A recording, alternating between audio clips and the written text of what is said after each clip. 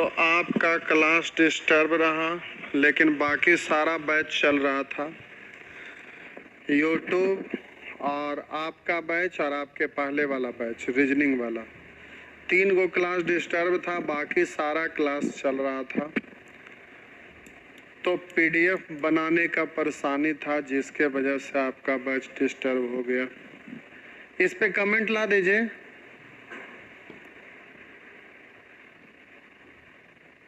चलिए, तो आप पढ़ रहे थे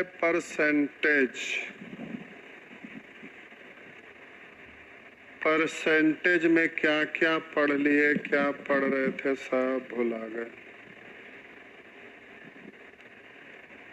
एक बार शुरू से आपको री करवाते हैं। लिंक टूट जाने के बाद मजा खिड़खिड़ा हो जाता है, लेकिन कोई बात नहीं। क्या हुआ शिव जी?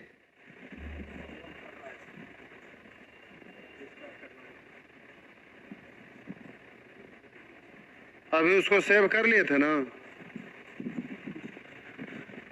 चलिए देखते हैं।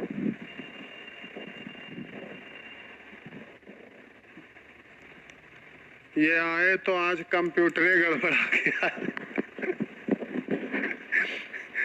कहीं और नहीं हुआ तो काम तमाम हो जाए, लेकिन ऐसा होगा नहीं।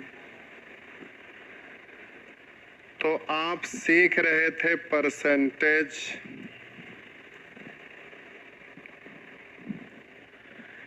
जिसमें अभी तक कुछ नहीं। परसेंटेज आपका मेन कंसेप्ट है, जिससे कि ये 6-7 चैप्टर लगातार जुड़ा हुआ है।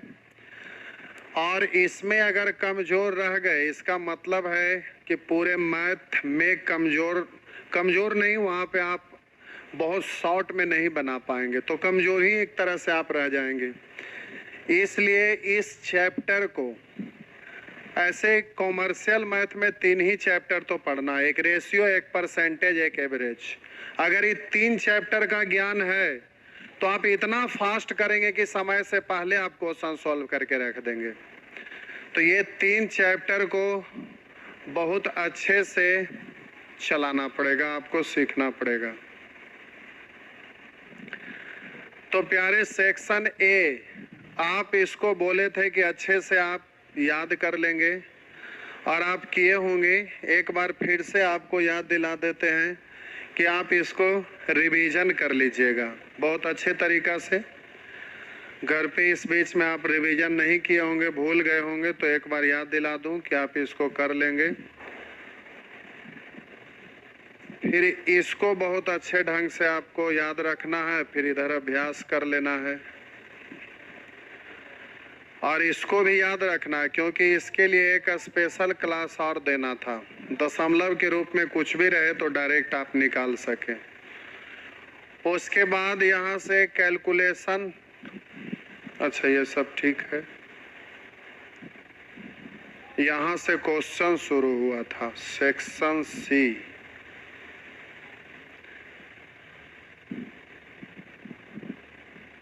ये सेक्शन बी से क्वेश्चन शुरू हुआ था, इसमें आप यूज कर रहे थे, और आप यूट्यूब पर भी बहुत गहराई से पढ़े थे, इसलिए ये सब आप बना लिए होंगे।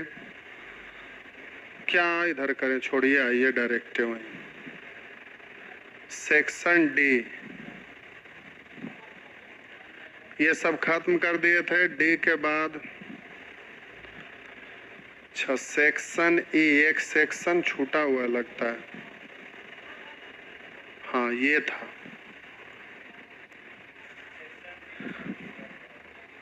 क्या हुआ? सेक्शन डी, फिर से सेक्शन डी को तो 3 दिन 4 दिन इतना रगड़े हैं, आप पे छोड़िए, यूट्यूब पर भी इतना जबरदस्त रगड़े हैं, इसको अब फिर से क्या करना।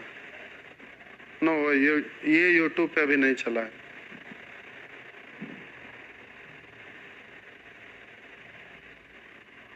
ये होमवर्क दिया हुआ था लगता है, होमवर्क दिया हुआ था ना, ये डाले थे कि नहीं?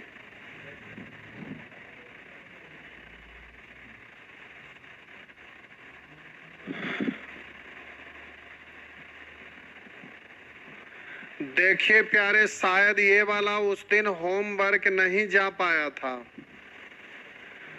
तो आपको बोले थे कि इसको हम बता दिए थे, आपको बोले थे कि आप बनाइएगा और फंसिएगा तो वो हमसे पूछ लीजिएगा।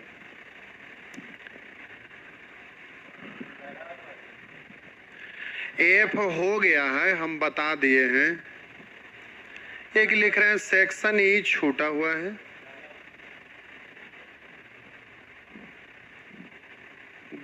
इधर क्लास डिस्टर्ब हो गया, शिव जी चल गए थे शादी में।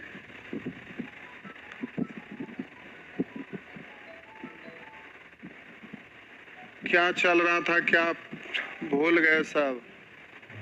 एफ हो गया है, एफ बना भी लिए, ठीक है। नेचर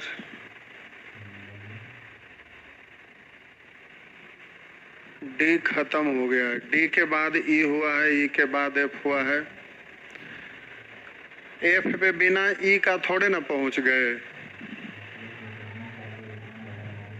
इसमें तो कुछ नहीं करना था, टोटल जोड़ना था और जो शेष बच गया उसका भाग देना, निकालना है गुना, तो खत्म हो गया ना था। तो एफ भी आप बना लिए होंगे, जी भी हो गया है। चलिए, जी भी हो गया था,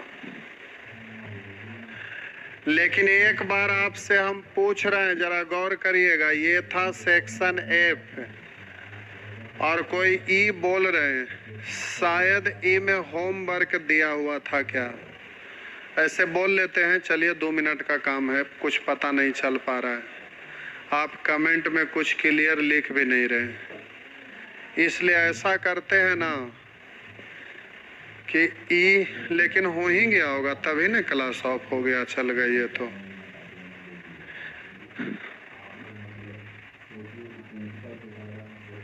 ई एफ हो गया है, यह ई में ही है जो कि क्वेश्चन नंबर 37 से शुरू हुआ था।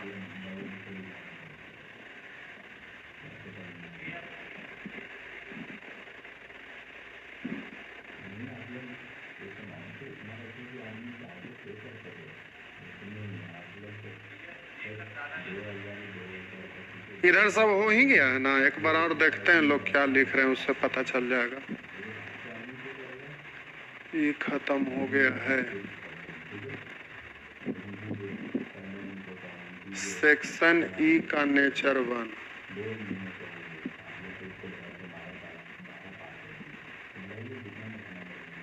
ई खत्म हो गया है, एक लिख रहे नहीं हुआ है। अब हम चक्कर में पड़ गए, हुआ नहीं हुआ का।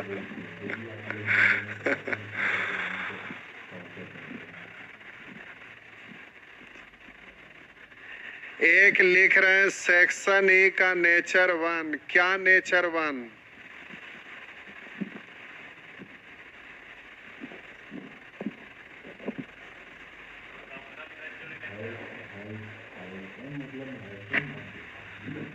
इलेक्शन चल रहा है। एक लिख रहे हैं प्रॉब्लम बेस्ड ऑन इलेक्शन हो गया था। हाँ हो गया था, वो तो याद है।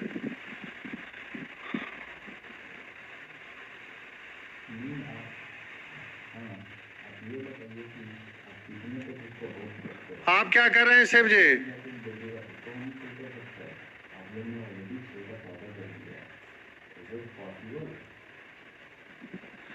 देखिए जल्दी से बताइए, कुछ समझ में नहीं आ रहा है। जी तक टोटल हो गया था ना।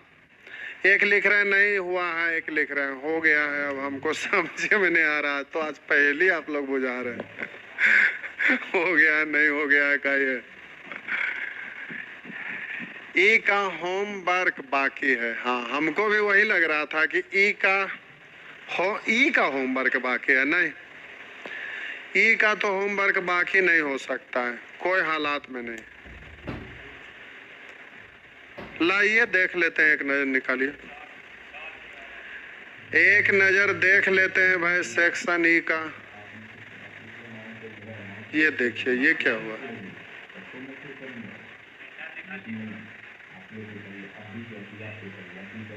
ये बैक हो गया।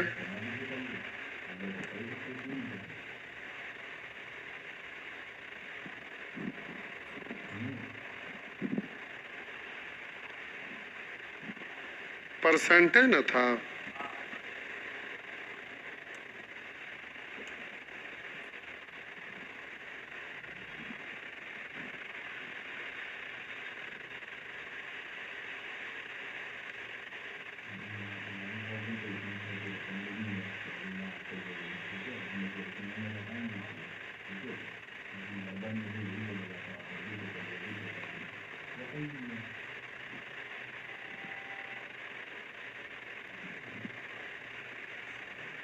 कने भाग, अच्छा यहाँ है।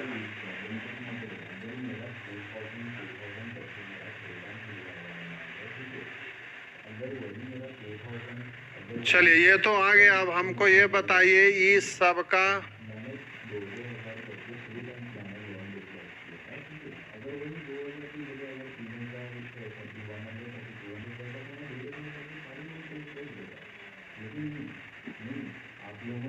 एक लिख रहे हैं आपको जो स्टार्ट करिए। हम भूल गए हैं तो इसीलिए तो पूछ रहे हैं, तो कह रहे हैं सही लग रहा है। भूल गए कहाँ तक हुआ है ध्यान नहीं है, तो आप लिखेंगे तभी ना कुछ पता चलेगा। इस सब का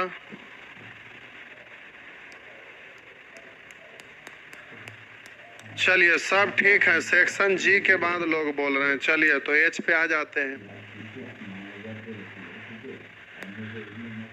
आइए कोई बात नहीं, आज थोड़ा सा पढ़ाते हैं, फिर आप लोग रात भर आज देख के बता लेंगे। वीडियो भी हम चेक नहीं किए कहाँ तक हुआ था, देख लेंगे, कोई बात नहीं। आइए सेक्शन एच, ये अच्छा वैरायटी है। ये सदाबहार ही नहीं, बहारों का बहार वैरायटी है। सेक्शन एच बहुत सारे किताब में प्रॉफिट एंड लॉस में भी ये सब चीज दिया रहेगा। ये जो है आपका ये वाला क्वेश्चन, लेकिन ये है परसेंटेज का। और प्रॉफिट एंड लॉस में कुछ किताब में ये देखिएगा 2 गो 4 गो क्वेश्चन रहता है और इसके साथ और दूसरा वैरायटी भी रहता है। तो वो इसका दूसरा वैरायटी प्रॉफिट एंड लॉस का, लेकिन ये परसेंटेज का ही है। तो ये बहुत ही जबरदस्त वैरायटी है। इसमें बहुतों तरह से क्वेश्चन आपसे पूछता है। तो एक क्वेश्चन मास्टर क्वेश्चन है ये, और इसके नीचे रोमन अंक में 2 4 5 प्रश्न दिया हुआ है जो कि एग्जाम में कोई एक ही पूछेगा। तो ये समझाने के लिए दिया हुआ है, लेकिन इधर अलग अलग टाइप का क्वेश्चन है उसी से रिलेटेड ये। तो अब हम आपको इसको बनाने के लिए सिखा रहे हैं। आप लोग देख लेंगे, अगर कुछ छूटा हुआ होगा जो होमवर्क नहीं अगर करवाए होंगे तो फिर आप घर पर बनाए होंगे और आप लोग भी क्लियर नहीं लिख रहे हैं। इसका मतलब है कि आप लोग भी होमवर्क कॉपी पर घर पे अच्छे से नहीं करते। अगर घर पर कॉपी पर अच्छे से होमवर्क करते तो एक बार पलट कर देखते और हमको बता देते कि यहाँ तक हो गया, अब ये करना है।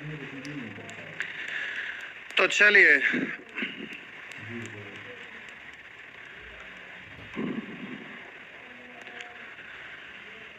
देखिए, एक लिख रहे हैं सेक्शन ई के बाद से होमवर्क नहीं बताएं आप, कंफ्यूजन है कुछ क्वेश्चन में। ठीक है करवा देंगे, आज इसको करवा लेते हैं। आज आप लोग सोच लीजिएगा अच्छे से, क्योंकि आगे बढ़ने के लिए पीछे वाला क्लियर रहना चाहिए। पीछे वाला क्लियर नहीं होगा तो पढ़ने में मन नहीं लगेगा।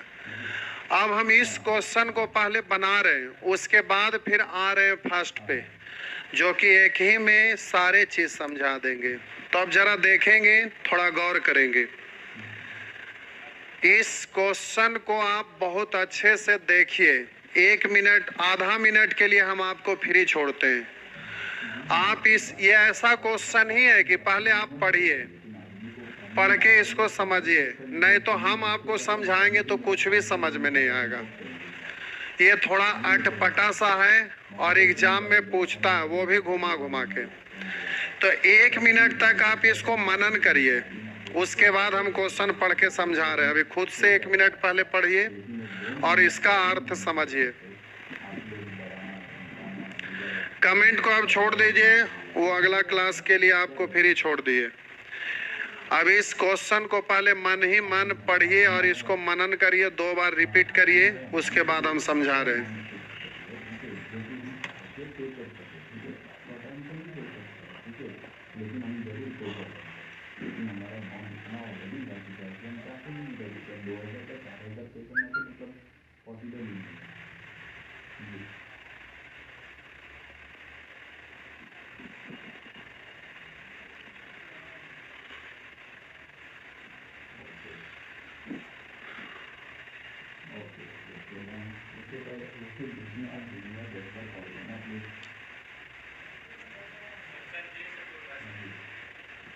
जी हो गया है। अब कमेंट को छोड़ दीजिए, उधर मत ध्यान दीजिए। अब आप इस क्वेश्चन को पढ़ लिए, क्वेश्चन पढ़ के अब 30 सेकंड मनन कर लीजिए।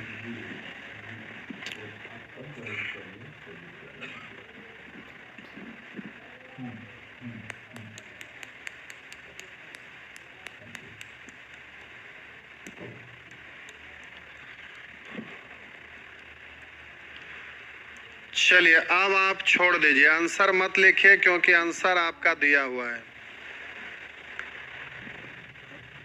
ठीक है भाई, आप खुद से बनाए हैं, आप होशियार हैं, लेकिन अब उधर छोड़ दीजिए, कंप्लीट कलम छोड़ दीजिए। ये अच्छा वैरायटी है और लोग भूल जाते हैं इसको। 9th क्लास का एग्जाम में भी ये पूछता है, 10th में भी और कॉम्पिटिटिव एग्जाम में भी, यानी स्कूल से लेकर आज तक आपको पढ़ना है। फर्क यही है कि वहाँ पर लंबा सॉल्व करते थे, यहाँ शॉर्ट में करेंगे। अब इस क्वेश्चन को हम समझा रहे हैं, आप दिमाग को फ्री छोड़िए। पहले से दिमाग में कुछ है तो आप उसको डिलीट कर दीजिए। अब जो हम बोल रहे हैं उसको माइंड में लाइए, जरा गौर करेंगे, ध्यान देंगे। करा गेहूं के मूल्य में 21% गिरावट के आने के कारण, करा गेहूं के मूल्य में 21% गिरावट आने के कारण, अभी तो ऐसा नहीं है मोदी जी का सरकार में अभी सब कुछ का रेट बढ़ रहा है, इसमें गिरावट नहीं हो रहा है, लेकिन ये क्वेश्चन पहले का है भाई। करा गेहूं के मूल्य में 21% गिरावट आने के कारण एक व्यक्ति 300 रुपया में पहले से 10.5 केजी गेहूं अधिक खरीद सकता है। मेरा मतलब कोई व्यक्ति है जो 300 रुपया का गेहूं खरीदता था, कोई व्यक्ति है वो 300 रुपया का गेहूं खरीदता था, पहले भी 300 रुपया का खरीदता था, आज भी वो 300 रुपया का खरीदता है। अब भला सोचिए, महंगाई का जमाना आ जाए तो पहले 300 रुपया का खरीदता था, आज भी 300 रुपया का खरीदेगा तो आदमी को कम में खाएगा तभी ना काम चलेगा। लेकिन यहाँ पर गिरावट हुआ है, तो कह रहा है गेहूं के मूल्य में 21% गिरावट आने के कारण एक व्यक्ति 300 रुपया में पहले से 10.5 केजी गेहूं अधिक खरीद सकता है। गिरावट के बाद गेहूं का भाव प्रति किलोग्राम क्या है? तो गिरावट के बाद भी पूछा जा सकता है, गिरावट से पहले भी पूछा जा सकता है। तो हम बोले गिरावट के बाद गेहूं का भाव पूछ रहा है, गिरावट से पहले भी पूछा जाता है। हम बोले या तो उसी का भाषा में लिख देगा कि वर्तमान मूल्य बताइए, या तो कहेगा कि प्रारंभिक मूल्य बताइए, ये भी लिखा हुआ रहता है। तो इसका भाषा पे बहुत जबरदस्त पकड़ बनाइएगा, क्योंकि क्वेश्चन इसमें घुमा घुमा कर पूछता है, हालांकि सारे तरह से यहाँ पर दिया हुआ है।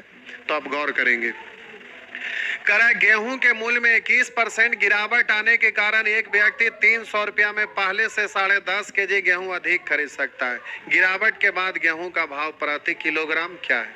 अब समझिए, एक आदमी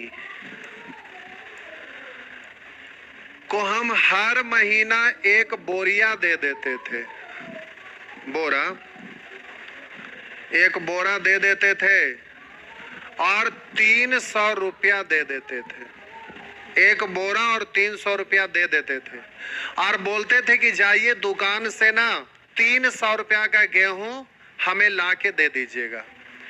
और हम बता दिए कि देखिए भाई, हर महीना हम 300 रुपया का गेहूं खरीदते हैं, हर महीना आप आइएगा आपको हम एक बोरिया और 300 रुपया दे देंगे, आप दुकान में जाइएगा, वहां से हमको 300 रुपया का गेहूं लाके दे दीजिएगा।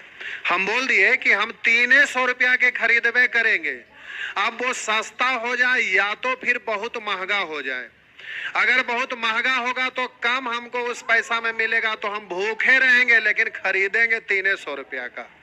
तो हम इनको बोल दिए कि हर महीना में आप हमको 300 रुपया का गेहूं ला दीजिएगा। तो 300 रुपया और एगो बोरिया हम हर महीना दे देते थे। वो दुकान में जाते थे और वहां से लाके हमारे यहाँ रख देते थे। उसी तरह से इस बार भी हम उनको 300 रुपया और एक बोरिया दे दिए और बोले जाइए गेहूं लाके रख दीजिएगा। तो 300 रुपया और एक बोरिया दे दिए, जैसे हर बार देते थे, इस बार भी दिए। और वो दुकान में गए, संजोग से दुकान में गए ना, तो दुकान के पास जाने के बाद देखे कि बाहर में ढेर सारे लोग काउंटर के पास यहाँ पे खड़े थे। तो ये समझ गए कि काफी भीड़ भाड़ है भाई, अगर वहां पर हम जाएंगे तो हमको भी उस लाइन में पीछे रहना पड़ेगा, तो हमारा समय वेस्टेज चला जाएगा, बर्बाद चला जाएगा।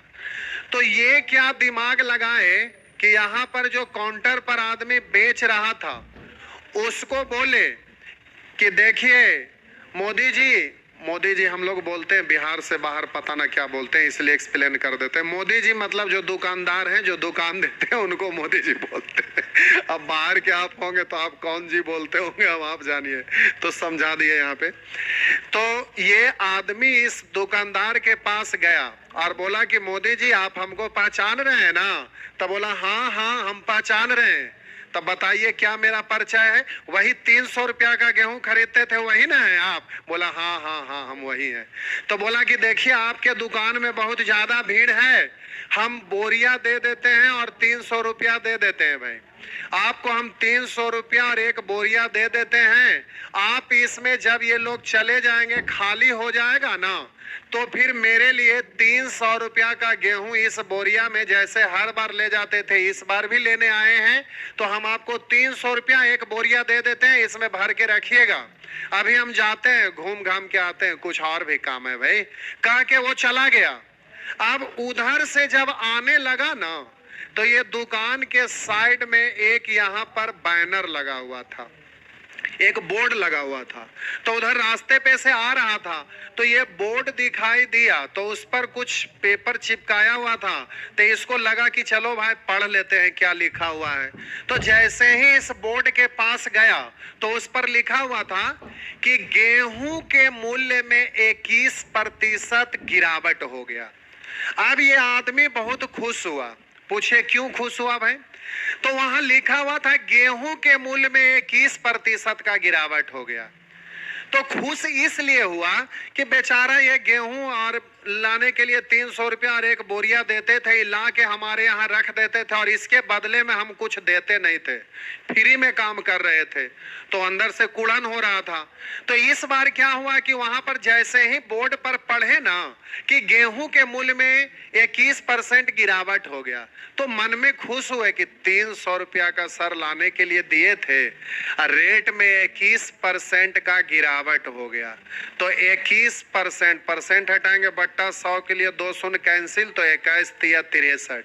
खुश इसलिए हुए कि उसको मन में लगा कि चलो 21% रेट घट गया तो 21 तिया 63 रुपया इस बार बचेगा, उसको हम अपने पॉकेट में रख लेंगे। इस बात के लिए वो खुश हो गए कि गेहूं के मूल्य में 21% का गिरावट हो गया और जिसके वजह से 63 रुपया बचना था। अब जैसे ही खुश होते हुए मोदी जी के पास आए, बोले मोदी जी आप मेरा गेहूं पैक कर दिए? तो ये दुकानदार बोलता है कि हाँ हाँ ले जाइए, हमारे यहाँ जगह डिस्टर्ब किए हुए हैं। तो ये बोला ठीक है लाइए हम लेके जाते हैं।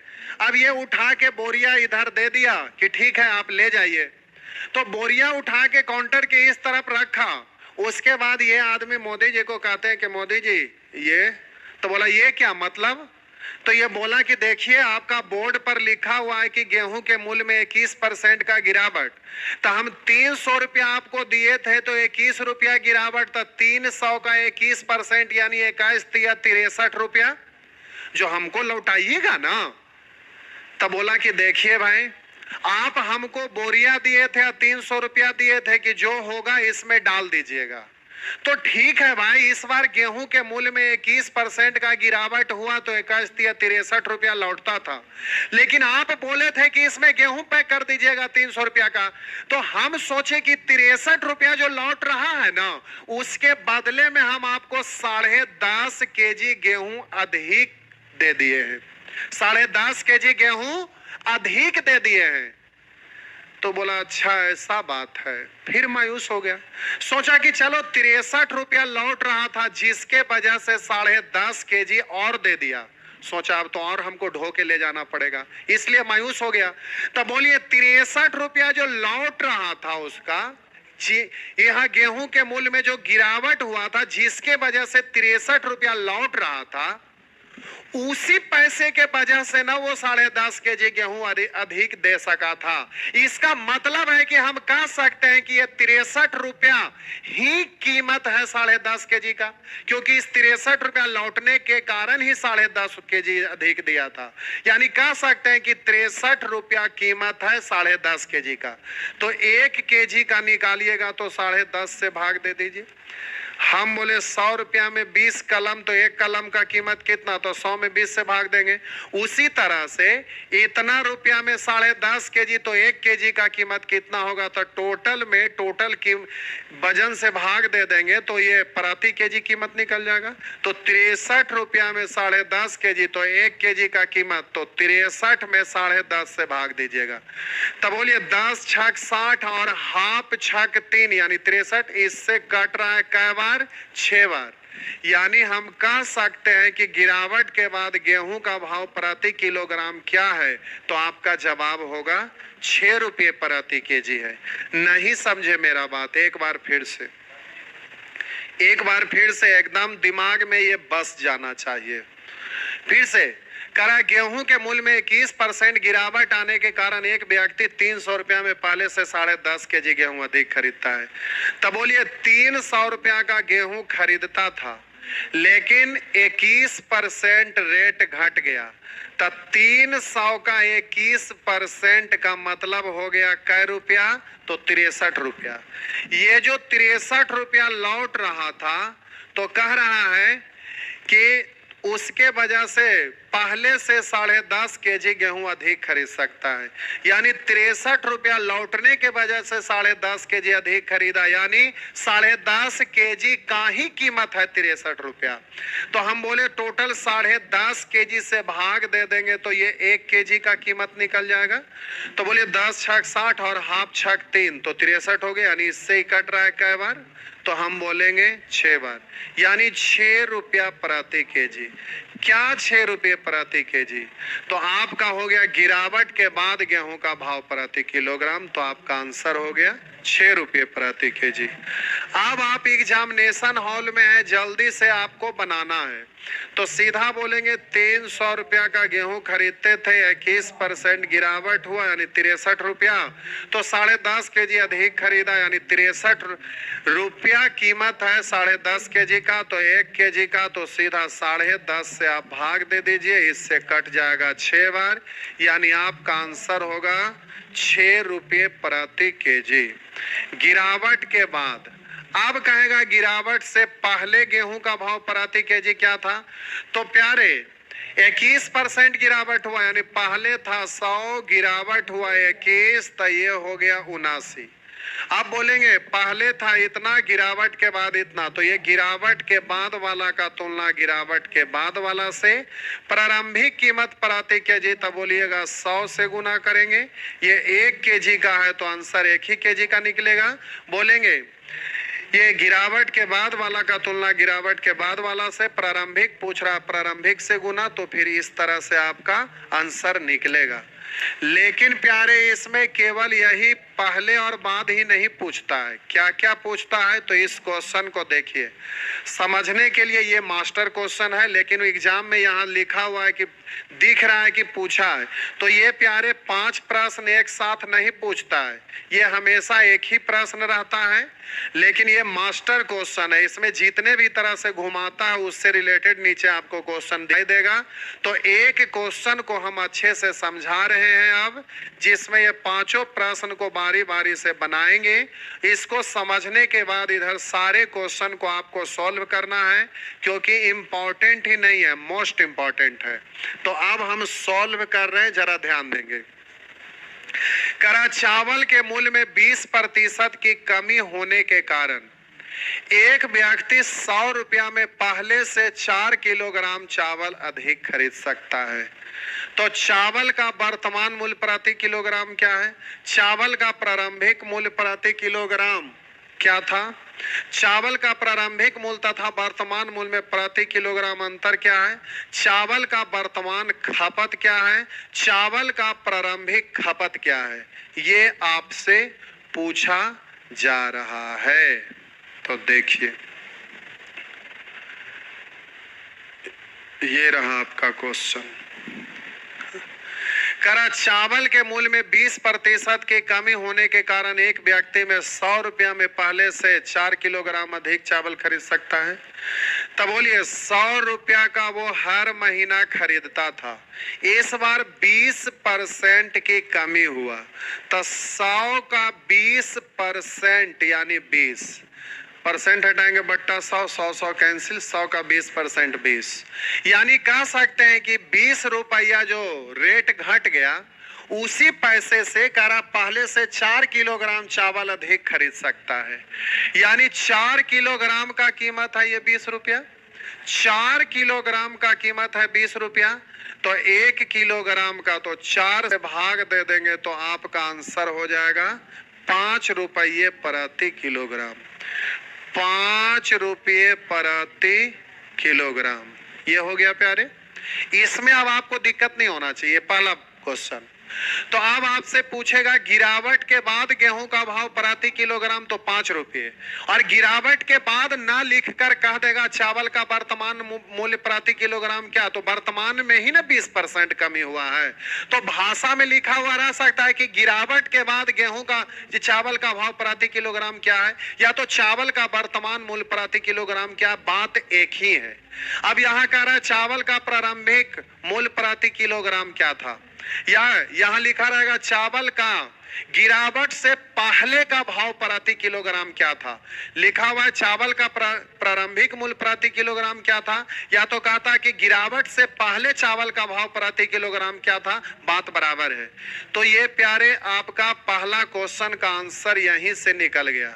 लेकिन अब जब दूसरा का आंसर दीजिएगा तो यहाँ 5 प्रश्न के हिसाब से बनाएंगे, तो ऐसे सोचिए 20% कमी हुआ, तो 20% को आप पढ़ते क्या है 1/5, ये लिखने की जरूरत नहीं होना चाहिए। यानी था 5 तो कमी हुआ 1, तो अब रेट घटकर हो जाएगा 4, तो पहले वाला 5 अब वाला 4, तो अब वाला का तुलना अब वाला से यानी 4 से, पहले वाला निकालना है तो पहले वाला से, तो 5×5 = 25/4, 25/4 का मतलब हो गया 4 × 6 = 24, 1 बचा तो दशमलव दिए तो 0 उतरा, 4 दूनी 8, तो अब 2 बचा तो फिर 0 उतारेंगे तो 20, अब 4 × 5 = 20, यानी 6 रुपया 25 पैसे प्रति किलोग्राम। तो ये आपका आंसर हो गया 6.25 रुपये प्रति किलोग्राम। तो दूसरा प्रश्न का आंसर ये हो गया। लेकिन बच्चे की तरह ऐसे रेशियो लिखते नहीं रहिएगा, डायरेक्ट बोलिए ये आपका वर्तमान मूल्य है, वर्तमान मूल्य का तुलना वर्तमान मूल्य से, यानी 20% कमी, पहले था 100 तो 20% कमी यानी अभी है 80, तो अभी वाला का तुलना अभी वाला से, पहले वाला निकालना है तो 100 से। या तो इसको फ्रैक्शन के नजरिए से देखेंगे तो 20% कमी, तो 20% मतलब 1/5, यानी पहले था 5, कमी हुआ 1, तो कमी के बाद हो गया 4, तो कमी के बाद वाला का तुलना कमी के बाद वाला से पहले वाला निकालना है तो 5 से गुना।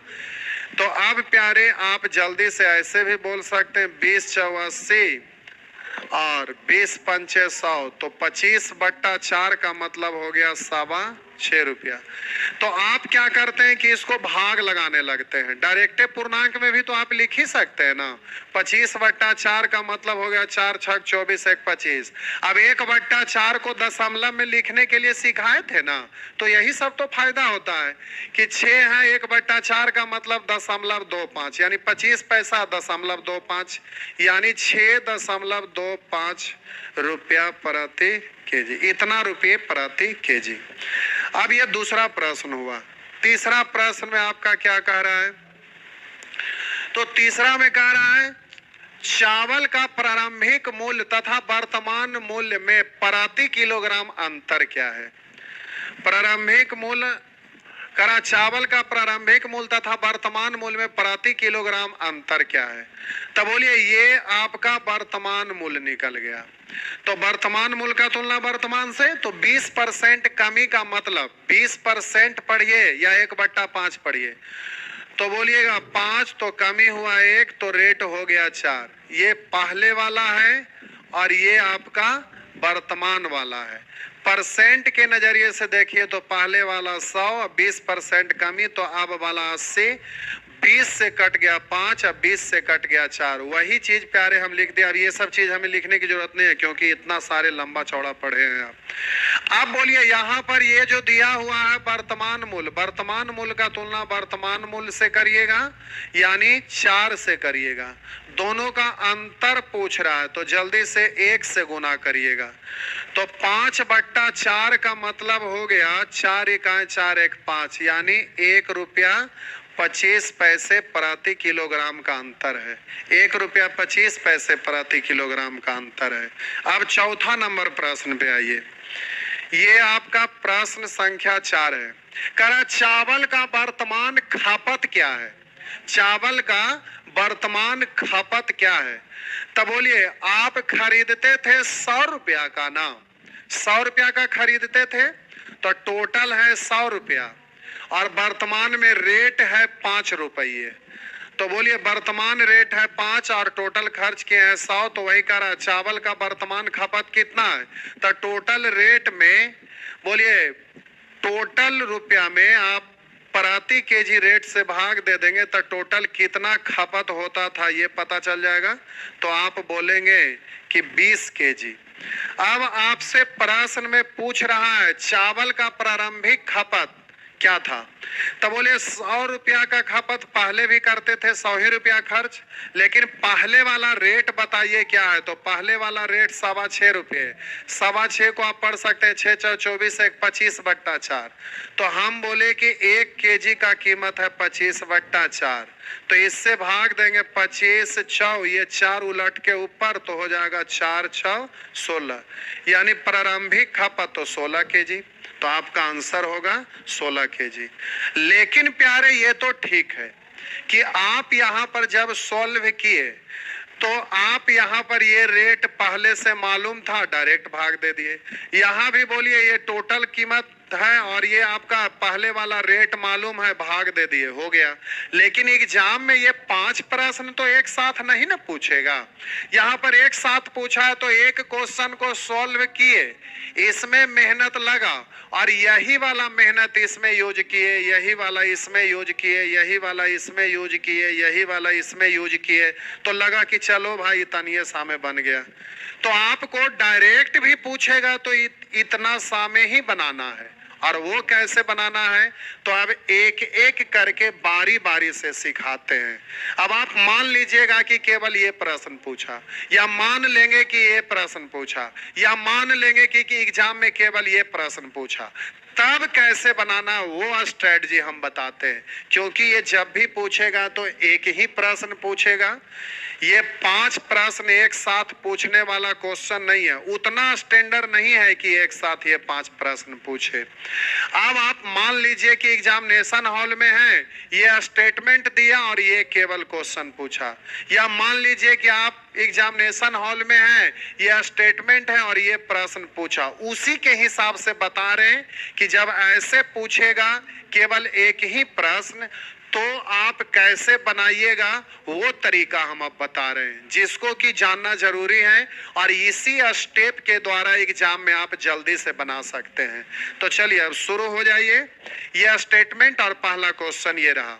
तो कहा चावल के मूल्य में 20% की कमी होने के कारण एक व्यक्ति 100 रुपया में पहले से 4 किलोग्राम चावल अधिक खरीद सकता है, तो चावल का वर्तमान मूल्य प्रति किलोग्राम क्या है? तो बताइए, चावल के मूल्य में 20% की कमी हो गया तो 100 का 20% यानी इतना हो गया 20 रुपया। अब ये 20 रुपया के कारण ही रेट घट गया तो 20 रुपये का बचत हुआ और इस बचत के ही वजह से 4 किलोग्राम चावल अधिक खरीदा। यानी हम कह सकते हैं कि 4 किलोग्राम का ही कीमत है आपका 20 रुपया। तो 4 किलोग्राम का कीमत है 20 रुपया, तो 1 किलोग्राम का कीमत तो 4 से भाग दे देंगे तो आपका आंसर हो गया 5। एग्जामिनेशन हॉल में है, आप आंसर इस तरह से देके फिर आगे बढ़ेंगे। अब हम बात करते हैं कि आप एग्जामिनेशन हॉल में हैं और आपके सामने ये क्वेश्चन आया और ये वाला केवल पूछा, अब जल्दी से आप आंसर कैसे देंगे तो जरा गौर करेंगे। हम बना रहे हैं, देखेंगे। चावल के मूल्य में 20% की कमी होने के कारण एक व्यक्ति 100 रुपया में पहले से 4 किलोग्राम चावल अधिक खरीदता है, यानी 100 रुपया का ही खरीदारी करता था, जिसके वजह से 20% अब रेट घट गया तो 100 का 20% यानी 20 रुपया घट गया, जिसके वजह से 4 किलोग्राम अधिक खरीदा, यानी 4 से भाग दे देंगे तो प्रति केजी कीमत निकल गया वर्तमान में। तो अब आपसे प्रश्न में पूछ रहा है चावल का प्रारंभिक मूल्य प्रति किलोग्राम क्या था, तो वर्तमान मूल्य है, तो वर्तमान मूल्य का तुलना वर्तमान मूल्य से, तो 20% कमी हो गया, यानी पहले था 100, 20% कमी तो 80, पहले वाला पूछ रहा है तो 100। अगर फ्रैक्शन के नजरिए से देखेंगे तो 20% कमी का मतलब होता है प्यारे 20% 1/5, यानी पहले था 5, कमी हुआ 1, तो अब घटकर हो गया 4। तो बोलिए कमी के बाद का तुलना कमी के बाद से, प्रारंभिक पूछ रहा है तो प्रारंभिक से गुना, इस तरह से आप काटेंगे, 4 से काटेंगे 5, 25/4 का मतलब हो गया 6 × 24 पूर्णांक 1/4, यानी 6.25 रुपये प्रति किलोग्राम। इस तरह से आप आंसर दे दीजिएगा। अब आइए तीसरा प्रश्न। आप एग्जामिनेशन हॉल में यह स्टेटमेंट आया और आपका ये क्वेश्चन आया, चावल का प्रारंभिक मूल्य तथा वर्तमान मूल्य में प्रति किलोग्राम अंतर क्या है? तो अब कर आए तो सीधा 100 का 20% निकाले तो ये निकल गया आपका 20 रुपया, 4 से भाग दे दिए प्रति केजी निकल गया वर्तमान मूल्य। अब वर्तमान का तुलना वर्तमान से तो 20% कम यानी 80। अब आपसे पूछ रहा है ना, आपसे प्रश्न में पूछ रहा चावल का प्रारंभिक मूल्य तथा वर्तमान मूल्य प्रति किलोग्राम में अंतर क्या है? तो जरा ध्यान दीजिएगा, पहले से चावल का मूल्य था 100, 20% कमी 80, तो दोनों का अंतर पूछ रहा है। तो अंतर पूछ रहा है तो बोलिए अंतर से गुना, यानी कैसे गुना, तो आप बोलिएगा कि 20 से गुना। फ्रैक्शन में लेना, फ्रैक्शन से ही करिएगा, उससे कोई दिक्कत नहीं है। इस तरह से आपका अंतर निकल गया। अब आपसे प्रश्न में पूछेगा कि चावल का वर्तमान खपत क्या है, वर्तमान खपत क्या है, तो जरा आप ध्यान दीजिएगा। चावल का वर्तमान खपत पूछ रहा है, यानी कै केजी, रुपया ना पूछ रहा, अब कह रहा है कै केजी वर्तमान में खपत है। तो पहले आप रेट पता करेंगे कि वर्तमान में प्रति केजी रेट क्या है। तो हम बोलेंगे 100 रुपया का खरीदता था, 20% कमी हुआ तो 100 का 20% 20 रुपया, और 20 रुपया के कारण 4 किलोग्राम अधिक खरीदा, 4 से भाग दे दिए तो प्रति केजी कीमत निकल गया। तो 1 केजी का कीमत निकल गया, लेकिन पूछ रहा है कि आप भी कितना खपत वो करता है। तो बोलिए 100 रुपया का चावल खरीदता था, तो टोटल 100 रुपया का खरीदता था और 1 केजी का कीमत है इतना रुपया। तो हम बोले कि टोटल खर्च में 1 केजी खर्च से भाग दे देंगे तो टोटल कै केजी होगा ये आपको पता चल जाएगा, यानी आपका आंसर होगा वर्तमान में 20 केजी वो खपत करता है। तो वर्तमान खपत तो आपका आंसर हो गया 20 केजी।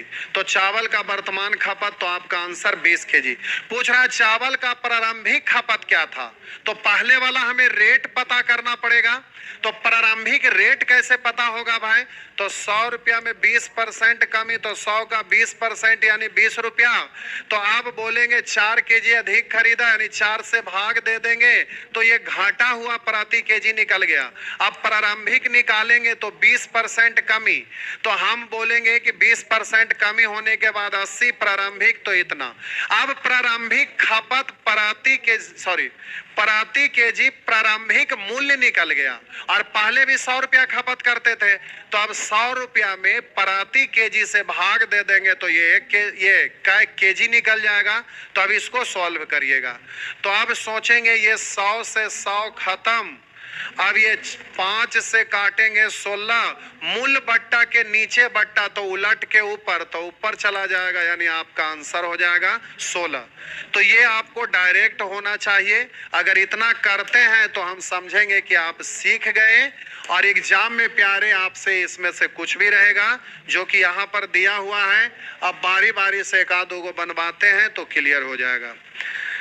चलिए, कमी भी हो सकता है, वृद्धि भी हो सकता है, इसको भी बना दिए। और 2 सेकंड के अंदर, 2 सेकंड से लेके 11 सेकंड तक में आंसर आपको देना है। नहीं अगर आंसर देंगे तो नाक में कलम होर देंगे। और ये मेंस का पूछा हुआ है, जल्दी से आप आंसर दीजिए, जल्दी से इसका आंसर दीजिए।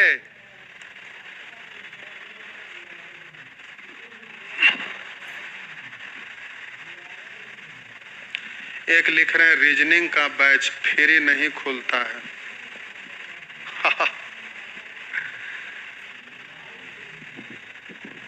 फ्री में कुछ नहीं होता है।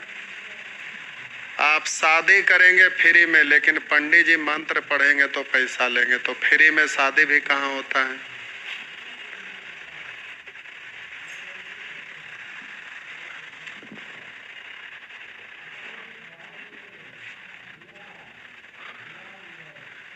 जल्दी से आंसर दीजिए। चलिए, किसी वस्तु के कीमत में 21% की कमी करने पर कोई व्यक्ति 100 रुपया में 3 किलोग्राम अधिक खरीदता है, तो 21% का मतलब 21 रुपया बचा, 3 किलोग्राम अधिक, यानी 3 केजी का ही कीमत इतना है, तो 1 केजी का 7। तो कह रहा है वस्तु का प्रति किलोग्राम कम की गई कीमत कितनी है, तो आपका आंसर होगा 7 रुपये। नेक्स्ट, अब ये सब आपसे बनेगा। प्रति दर्जन पूछा, कोई बात नहीं, दर्जन से गुना कर देंगे। अब यहां पूछा कि चीनी का प्रारंभिक मूल्य प्रति किलोग्राम, तो देखिए, और वृद्धि हुआ है, तो वृद्धि से भी डरना नहीं है। चीनी की कीमत में 20% की वृद्धि होने पर 120 रुपया में 4 किलोग्राम चीनी कम मिलता है। 120 रुपया का खरीदता था, 20% वृद्धि हो गया, तो 120 का 20%, तो परसेंट के लिए 2 शून्य कैंसिल, 12 दूनी 24 रुपया। तो बोलिए 24 रुपया रेट बढ़ गया, जिसके वजह से 4 किलोग्राम चीनी कम खरीदा, यानी 4 किलोग्राम का ही कीमत इतना रुपया है। इतना रेट बढ़ने के वजह से 4 केजी कम खरीदा, तो 4 केजी कम, इसका मतलब 4 केजी का ही कीमत इतना है। इतना रुपया बढ़ा तो 4 केजी कम खरीदा, नहीं 4 केजी का कीमत इतना रुपया, तो 1 केजी का तो 4 से भाग दे दिए। तो अभी ये वर्तमान कीमत निकल गया, लेकिन पूछ रहा चीनी का प्रारंभिक मूल्य प्रति किलोग्राम क्या है, तो वर्तमान का तुलना वर्तमान से 20% का मतलब होता है 1/5, तो पहले था 5, वृद्धि हुआ 1, तो हो गया 6, तो वृद्धि के बाद का तुलना वृद्धि के बाद से, प्रारंभिक तो प्रारंभिक से गुना। अब जल्दी से काट छाट करिए, तो 6 से 12 कटेगा 2, अब इसको पढ़ेंगे 4, तो 4 से 4 कैंसिल, तो आंसर हो गया 5, तो आंसर 5 रुपये प्रति किलोग्राम ये रहा। तो आप इस तरह से जवाब दे दिए, ये सब अब होगा। हाँ चलिए, ये जल्दी से आंसर दीजिए, जल्दी से आंसर दीजिए 2 सेकंड के अंदर।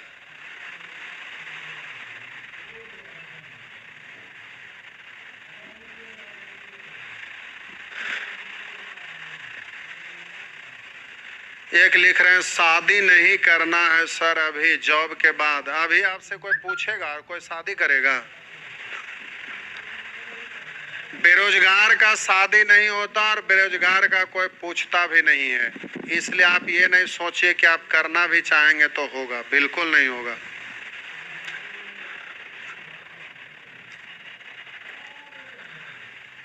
जल्दी से आंसर बोलिए। 8 नंबर।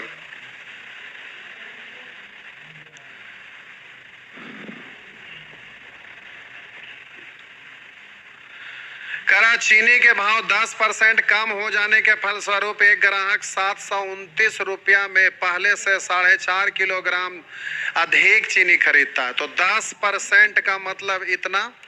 अब इस रेट के का इतना रुपया कमी होने के वजह से यानी ये जो बचत हुआ उससे 4.5 किलोग्राम अधिक खरीदा। 4.5 किलोग्राम का कीमत इतना है तो 1 किलोग्राम का इतना। तो ये कमी के बाद का यानी वर्तमान मूल्य है। अब करा अब तथा पहले के प्रति किलोग्राम भाव में कितने का अंतर है? 10% कमी। 10% मतलब 1/10। पहले था 10, कमी हुआ 1 तो हो गया 9। अब बोलिए कमी के बाद का तुलना कमी के बाद से अंतर पूछ रहा है। तो बोलिए दोनों में पहले और बाद में अंतर कितने का है? तो 1 से। तो 1 से गुना कर दीजिए। दशमलव हटाएंगे 1 शून्य। परसेंट के लिए ये 2 शून्य कैंसिल। अब जल्दी से काट छाट कर लीजिएगा। 9 से काटेंगे 9 8 72, 9 निकाय 9, 9 5 45 और 9 9 81। 9/5। 9/5 का मतलब हो जाएगा तो बोलिएगा 5 इकाई 5 4 9। तो 1/5 मतलब 20 पैसा। तो 20 × 80 पैसा यानी 1 रुपया 80 पैसा। हम बोले 4/5। 1/5 का मतलब 20 पैसा। तो 4/5 यानी 20 × 80 और 80 पैसा और 1 रुपया यानी 1 रुपया 80 पैसा। तो आपका आंसर है 1 रुपया 80 पैसा। इस तरह से आंसर दे दीजिएगा। आपका आंसर ये हो गया। नेक्स्ट, ये सब किताब में क्वेश्चन सब में नहीं मिलेगा, एग्जाम में केवल मिलेगा। आप बात मानिए, आप ढूंढते रहेंगे कहीं मिलेगा नहीं, डायरेक्ट एग्जाम में मिलता। अब ये सब आप बना सकेंगे। आइए यहाँ एक बनाएंगे, दूसरा आप खुद से बनाएंगे। करा चावल के मूल्य में 2% की कमी की गई।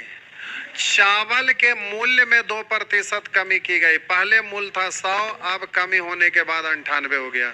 जिस धनराशि से पहले 49 किलोग्राम चावल खरीदा जा सकता था उससे अब कितना चावल खरीदा जा सकता है? तो आप जरा ध्यान दीजिएगा। 49 किलो खरीदा जा सकता यानी ये तो भार है ना, ये भार है। तो हम बोले मूल्य का रेशियो है तो तुलना तो होगा नहीं, तो इसको भार में बदलना पड़ेगा। हमें भार का चाहिए तभी तो भार का तुलना भार से निकालना, उसको गुना। अब ये कहां से आएगा भाई? नानी घर से नहीं आएगा, यही से आएगा। समझिए, रेशियो में आप पढ़े थे समानुपात, अब वही यहाँ पर अप्लाई होगा। कैसे? समझिए, चावल का मूल्य में 2% की कमी की गई। जिस धनराशि से पहले 49 किलोग्राम चावल खरीदा जा सकता था उससे अब कितना चावल खरीदा जा सकता है? तो ये खतरनाक क्वेश्चन है, लोग बहुत लंबा चौड़ा बनाते हैं। आप देखिए कितना आसान से बना देंगे। हम बोले चावल का अगर रेट बढ़ेगा तो जो पैसा से पहले खरीदते थे उसी से अब खरीदना चाहिएगा। तो रेट बढ़ेगा तो अब कम मात्रा में खरीदिएगा। अगर रेट घटेगा तो उससे ज्यादा मात्रा में खरीद सकेंगे। यानी कह सकते हैं कि मूल्य बढ़ने से मात्रा घटेगा लेकिन मूल्य घटने से मात्रा बढ़ेगा। यानी दोनों एक दूसरे के विलोमानुपाती है। मूल्य वृद्धि तो उस पैसा से कम खरीदेगा, मूल्य कमी तो उस पैसे से ज्यादा खरीदेगा। इसका मतलब है कि दोनों विलोमानुपाती यानी उल्टा है। तो बस इसको उलट दीजिए, आपका रेशियो लिखा जाएगा। कटता है, काट भी सकते हैं, लेकिन क्यों काटे, डायरेक्ट कर देते हैं। अब जिससे पहले, अब इसको नहीं देखना है, अब केवल आपको ये देखना है, इससे अब आपको कोई लेना देना नहीं। यानी पहले इतना खरीदता था अब इतना खरीदता है, तो पहले वाला का तुलना पहले वाला से, अब वाला निकालना है तो अब से। इससे कटेगा 2 बार, इससे ये कटेगा 50 बार। तो आपका आंसर हो गया 50 किलोग्राम। इस तरह से अब आंसर आप दे सकते हैं। ये रहा। तो अब प्यारे ये भी बन जाएगा। अब आइए यहाँ, कह रहा है ए व बी का कुल वेतन 2000 है। ए व, इसको बनाने के लिए बहुतों तरह से बनाते हैं लेकिन हम रेशियो से सिखा रहे हैं तो इससे बहुत आसान होगा। ए एवं बी का कुल वेतन 2000 रुपया है। ए एवं बी का कुल वेतन 2000 है। ए 95% खर्च करता है तथा बी 85% खर्च करता है, यानी दोनों का बचत समान हो। तो ए का वेतन कितना है? तो ए का वेतन 100 रुपया मान लेते हैं और बी का वेतन 22 रुपया। लेकिन अब मानना नहीं है, डायरेक्टे मानिए कि ए के पास ए रुपया है और बी के पास डायरेक्ट मानिए कि बी रुपया है। ए के पास ए रुपया मान लीजिए, बी के पास बी रुपया मान लीजिए, एक्स वाई मानने की जरूरत है। तब सोल्व करके जो आएगा समझिएगा उसी का है। तो ए का वेतन पूछ रहा है, ए का वेतन ए रुपया मान लिए, बी का वेतन बी रुपया। अब कह रहा है ए व बी का कुल वेतन 2000 रुपया, यानी दोनों का टोटल जोगफल है, यानी ए प्लस बी का वैल्यू इतना है। अब कह रहा है ए 95% खर्च करता है यानी 5% बचत करता है, बी 85% खर्च करता है यानी 15% बचत करता है, यदि दोनों का बचत समान है। तब बोलिए ए 95% खर्च करता है यानी 5% बचत करता है, यानी जितना भी ए के पास वेतन है उसका 5% बचत, और इधर 15% खर्च यानी 85% खर्च यानी 15% बचत। अब ए का बचत बी का बचत कह रहा दोनों समान है, परसेंट से परसेंट 5 से कटेगा 15, 3 बार, दो राशि बराबर है, गुणांक पलट देंगे रेशियो निकल जाएगा, तो इधर 3 और इधर 1। अब हम बोलेंगे ना कि ए और बी का टोटल वेतन 3 1 4, टोटल का तुलना टोटल से, ए का वेतन पूछ रहा है तो ए का रेशियो यानी 3 से गुना कर लेंगे, 4 से कटेगा 20 5 बार, तो 5 तिया 15 पर 2 शून्य, यानी आपका आंसर हो गया 1500। इस तरह से आपका आंसर हो गया 1500। जल्दी से आप अब इन सभी प्रश्न को बना लीजिएगा घर पर। इतना वैरायटी होता है कि पढ़ेंगे तो 2 महीना में भी खत्म थोड़े होता है, लेकिन खत्म करना ही है। अब ये बात बोलेंगे तो कुछ लोग कहेंगे शॉर्ट में भाग रहे हैं। हकीकत तो ये है कि दूसरा कोई वाला पलटिएगा तो सारा वैरायटी मिलबो नहीं करेगा जितना हम दे रहे हैं, लेकिन हकीकत होता है जिसको हम बोलते हैं तो आप समझते हैं शॉर्ट में भाग गए, तो आप गधे हैं तो हम क्या करें। अब ये सब क्वेश्चन आप बना लेंगे, उसी से रिलेटेड है। अब आगे आइए, ये रहा अगला वैरायटी लिखा हुआ है, ए बी सी के खर्च में 4 5 3 का अनुपात है। खर्च हो, यहाँ पर खर्च का रेशियो दिया रह सकता है या बचत का भी रेशियो दिया रह सकता है। जैसे यहाँ देखिए, ए बी का वेतन का योग 2100 है, ए अपने वेतन का 80% खर्च करता है, बी 70% खर्च करता है, यदि उसके बचत में 4:3 का अनुपात हो तो ए का वेतन कितना। अच्छा, ये तो आपको बता चुके हैं, रेशियो जब पढ़ रहे थे तो अनुपात का प्रत्येक पद परिवर्तित करने पर आधारित, वही वाला क्वेश्चन यहाँ से आ गया। 16 से लेकर आगे ये उसी से रिलेटेड है। और देखिए एनटीपीसी वगैरह में भी आपका पूछा है, ग्रुप डी में भी पूछा है, एसएससी में भी, सब में ये पूछता है। तो देखिए, चलिए इसी को बनाते हैं। कह रहा ए और बी के वेतन का योग 2100 है। ए और बी के वेतन का योग 2100 है। ए अपने वेतन का 80% खर्च करता है और बी 70% खर्च करता है। ए कह रहा है ए 80% खर्च करता है, बी 70% खर्च करता है, यदि उसकी बचत 4:3 के अनुपात में है। बोलिए ये रेशियो किसका है, तो आप बोलिएगा कि सर ये तो बचत का है, लेकिन निश्चित राशि किसका है, तो बोलिए वेतन का योग, यानी ये आय है। तो आय का तुलना आय से निकालना है, उसको गुना करेंगे। तो यहाँ तुलना करने के लिए रेशियो आय का चाहिए, जबकि ये बचत है, तो बचत को चेंज करना पड़ेगा। किस में चेंज करना पड़ेगा? आय में। तो अनुपात के प्रत्येक पद परिवर्तित करने वाला यहाँ पर रूल अप्लाई हो जाएगा। तो अब देखिए कैसे चेंज होगा, समझिएगा। तो हम बोले कि वेतन का 80% खर्च करता है, यानी आय है 100 तो खर्च है 80, तो बचत होगा 20। बचत का तुलना बचत से आय निकालना है 100 से। फ्रैक्शन में अगर चेंज करके करेंगे तो वो भी कर सकते हैं। देखिए कैसे, 80% खर्च करता है, 80% मतलब 4/5, यानी आय है 5 तक खर्च है 4, तब बचत होगा 1। बचत का तुलना बचत से, आय निकालना है तब बोलिए 5 से। उधर कह रहा है 20 70% खर्च करता है, 70% का मतलब 7/10, यानी आय है 10 तो खर्च है 7, तब बचत होगा 3। निकालना है आय तो 10 से गुना। अब बोलिएगा 3 से 3 कैंसिल, और भी तो कट रहा है, काटिए। 10 से 20 कटेगा 2 बार, यानी 2:1 हो गया। अब टोटल का तुलना टोटल से, दोनों का AB का वेतन 2:1:3 से निकालना है, उसको गुना करेंगे तो कह रहा है A का वेतन कितना है, तो A का रेशियो यानी 2 से गुना, 3 से काटेंगे 7 बार, 7 दूनी 14 पर 2 शून्य, यानी आपका आंसर हो जाएगा 1400। इस तरह से आप आंसर दे देंगे तो प्यारे ये सब अब आपसे बनेगा, ये सब उसी है, वही है, बन जाएगा। चलिए अभी टाइम बच रहा है, चलिए टाइम हो गया खत्म और ये वैरायटी भी हो गया खत्म।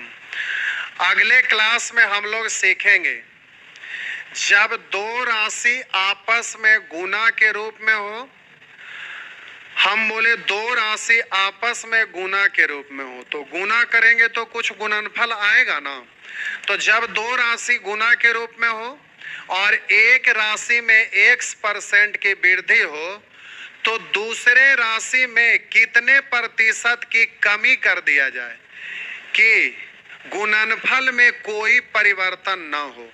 या तो फिर किसी दो राशि गुना के रूप में हो और उसमें से एक राशि में x% की वृद्धि कर दी जाए तो दूसरी राशि में कितने % की कमी कर दी जाए कि गुणनफल में मात्र 22% की कमी हो। या इसके बाद एक और आएगा कि जब दो राशि गुना के रूप में हो, जैसे ये पहला राशि है दूसरा राशि, दो राशि गुना के रूप में हो और गुना करेंगे तो ये गुणनफल प्राप्त हुआ। अब कहेगा इसमें कहेगा x% की वृद्धि और इसमें 22% की वृद्धि, तो पूछेगा गुणनफल में कुल कै प्रतिशत की वृद्धि। इस तरह से आपका क्वेश्चन रहेगा। तो यहाँ है कि जब दो राशि गुना के रूप में हो और एक राशि में कुछ % का वृद्धि या कमी किया जाए तो दूसरे राशि में कितना % कमी या वृद्धि किया जाएगा। इसमें है कि दोनों राशि में वृद्धि किया जाए या दोनों में कमी किया जाए या एक में वृद्धि एक में कमी, यानी क्रिया के ऊपर क्रिया किया जाए। यही वाला रूल CI में अप्लाई होता है, यही वाला rule problem based on population में भी अप्लाई होता है। यही एलिगेशन का एक वैरायटी जो छोड़े थे, जो कुछ गधे लोग लिख रहे थे कि सर ये वैरायटी छोड़ दिए, जबकि 1000 बार बोले होंगे कि आगे जाके ये वैरायटी मिलेगा, वहीं पर पढ़ाएंगे। क्योंकि क्वेश्चन हम कंसेप्ट वाइज देते हैं जिससे आपके लिए समझना आसान होगा, माइंड में रखना आसान होगा। तो फिर ये वाला वैरायटी सीखेंगे तो फिर वो सब क्वेश्चन बनना शुरू हो जाएगा। तो फिर ये सब अगले क्लास में, एक दिन इसमें और एक दिन इसमें, उसके बाद आपका परसेंटेज खत्म। उसके बाद हम लोग आगे का चैप्टर पे आएंगे और अगर पढ़ते रहेंगे तब तो ऐसे ही 2 महीना 4 महीना चलते रहेगा। पढ़ाई कभी खत्म होता है। मैट्रिक के बाद इंटर, इंटर के बाद ग्रेजुएशन, ग्रेजुएशन के बाद PG करते रहिए। और कुछ चंडाल लोग लिखते हैं कि क्वेश्चन कम देते हैं, इतना इतना क्वेश्चन देने के बाद भी। चलिए तो आज भर इतना ही।